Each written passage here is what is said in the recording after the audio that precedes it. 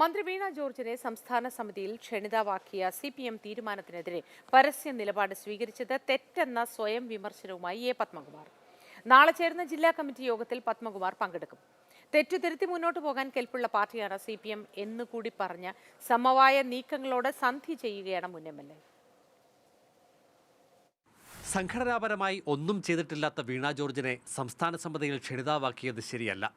തന്റെ നിലപാടിൽ പിശകില്ലെന്ന നല്ല ബോധ്യത്തിലാണ് എ പത്മകുമാർ. എന്നാൽ പറഞ്ഞത് പാർട്ടിക്ക് പുറത്തായിപ്പോയി എന്നതിലാണ് ഖേദം. തെറ്റിന് ശിക്ഷയുണ്ടാകുമെന്ന് നല്ല ബോധ്യമുണ്ട്.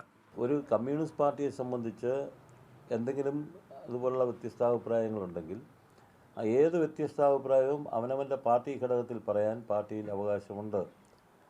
അതിൽ നിന്ന് വ്യത്യസ്തമായിട്ടാണ് ഒരു വികാരപരമായിട്ടുള്ള നിലപാട് ഞാൻ സ്വീകരിച്ചു എന്നുള്ളത് അതെനിക്ക് ബോധ്യമുള്ള കാര്യമാണ്. അതിൻ്റെ പേരിൽ പാർട്ടി എന്ത് നിലപാട് സ്വീകരിച്ചാലും അത് ഉൾക്കൊള്ളാനും ഞാൻ തയ്യാറാണ്.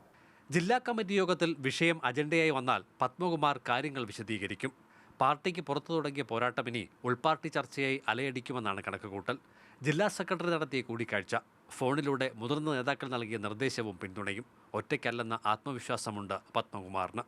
രാജീവ് അബ്രഹാം എന്നെ വന്ന് കണ്ടു, കാര്യങ്ങൾ അയാൾ സംസാരിച്ചു. അയാൾ എൻ്റെ പാർട്ടി ഘടകത്തിൻ്റെ സെക്രട്ടറിയാണ്. തീർച്ചയായിട്ടും ഞങ്ങൾക്ക് എന്ത് പ്രശ്നമുണ്ടെങ്കിലും ഞങ്ങൾ ആ നിലയ്ക്ക് തന്നെ കാണും. ഞങ്ങൾ ആ പ്രശ്നം പരിഹരിച്ചു പോകും, അത്രയേ ഉള്ളൂ.